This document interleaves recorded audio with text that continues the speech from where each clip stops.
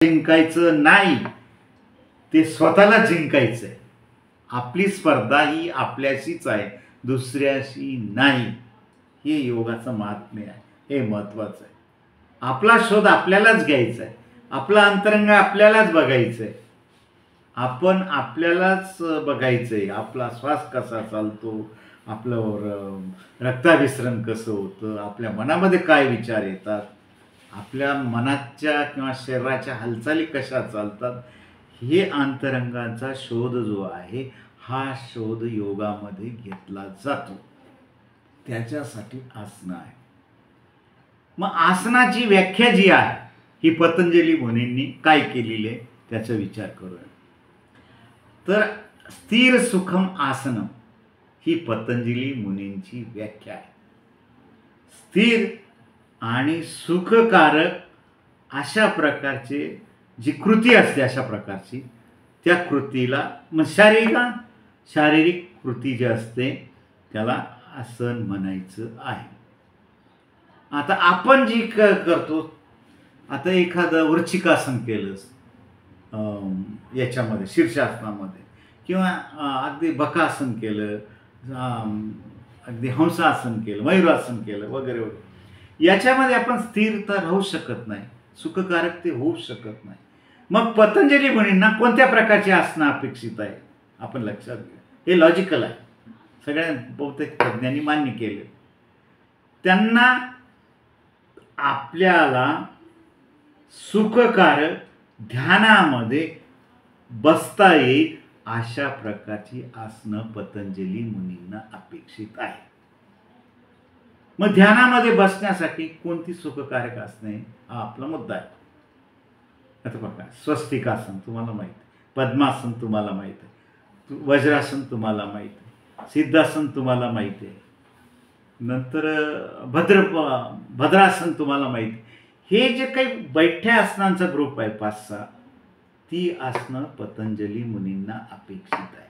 मग तिथंच आपल्याला स्थिर सुखकारक बसता येतं. तिथंच त्यांच्यामध्ये मी ज्या उल्लेखलेली आहेत आता, त्यांच्यामध्येच फक्त आपल्याला स्थिर आणि सुखकारक जी अपेक्षा आहेत योगतज्ञांना, 3 तास एखादं आसन जमायला लागलं की त्याला म्हणायचं ते आसन सिद्ध पावलं.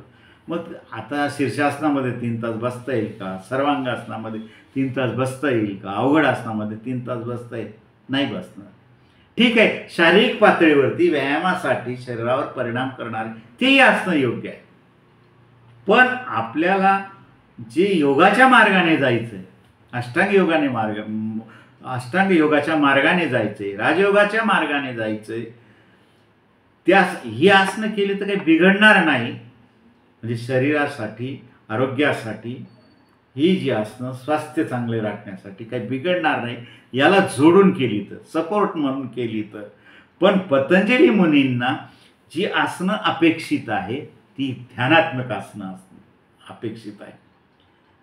म्हणजे ध्यान करण्यासाठी बैठ्या स्थितीमध्ये जी बसता येईल ती आसनं अपेक्षित आहे. मी उल्लेख केल्याप्रमाणे पद्मासन, स्वस्तिकासन, भद्रासन, सिद्धासन, वज्रासन ही जी आसनं ही अपेक्षित आहे. एवढंच काय, या आसनांमध्ये सुद्धा काही लोकांना बसता येत नाही. जास्त वय झालेल्या माणसांना बसता येत नाही, अगदी कमी वयातल्या लोकांना सुद्धा काही ना बसता. पण सरावाने या आसनांमध्ये सुद्धा भिंतीला पाठ लावून हळूहळू सराव केला तर ध्यानाच्या पातळीवरती आपल्याला स्थिर, सुखकारक, आनंददायी असं बसता येतं. हा माझा स्वतःचा अनुभव आहे. तर ही आसनं जी आहे, ही आसनं पतंजली मुनींना अपेक्षित आहे.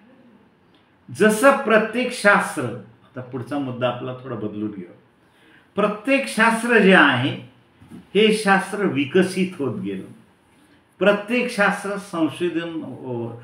संशोधन होत गेलं, त्याच्यामध्ये प्रत्येक शास्त्र जे वाढत गेलं आणि नवीन नवीन विकास, नवीन नवीन संशोधन हे होत गेलं, नवीन नवीन अनुभव प्रत्येक शास्त्रामध्ये येत गेले.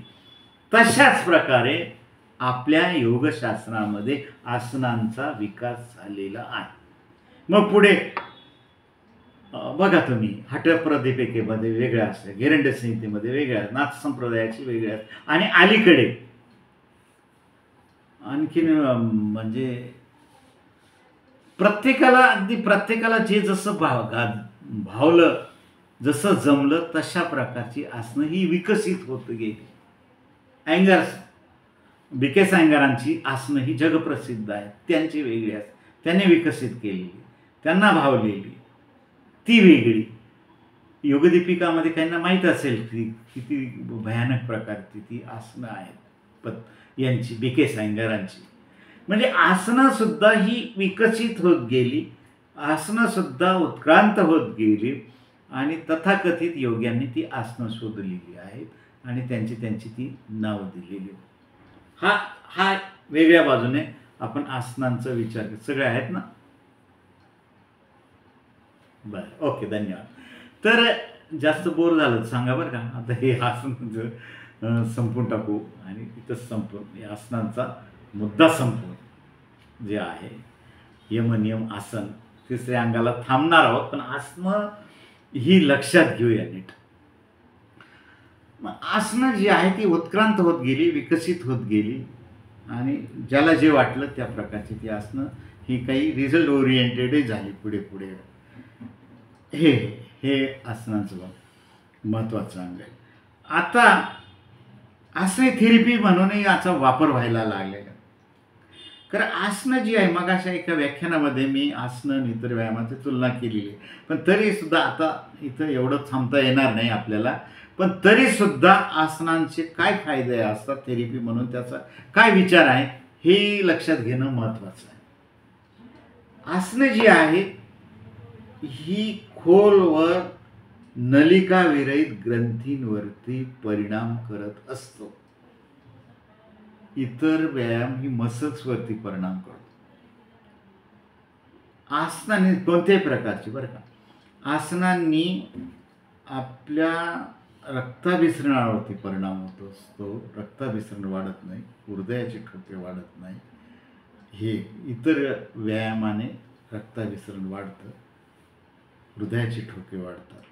फुफ्फुसांची क्षमता आपण करतो त्या आसनांनी वाढते.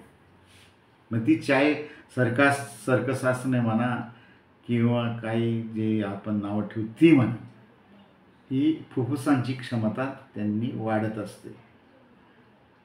हे महत्त्वाचं आहे. हा फायदा जो आहे, हा फायदा आसनांच्या बाबतीमध्ये.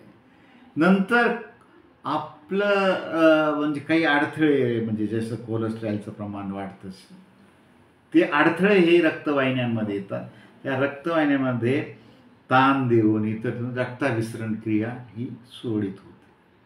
हे महत्त्वाचं. हा एक आरोग्याच्या दृष्टीने हा एक फायदा जो आहे आसनं करण्याने ही आपल्याला मिळत असतो. एवढंच काय,